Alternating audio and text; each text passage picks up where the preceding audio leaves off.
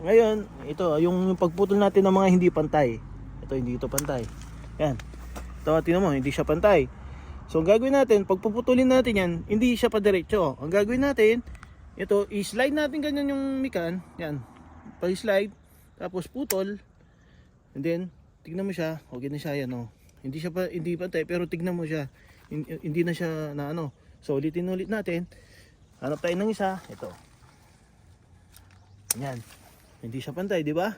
Hindi siya pantay, hindi mo siya pwedeng ikat ng diretso. So, ang gagawin mo, ganunin mo siya, slide mo siya ganon, tapos yung dalawang blade, putulin mo siya, then pagtingin mo, tignan mo siya.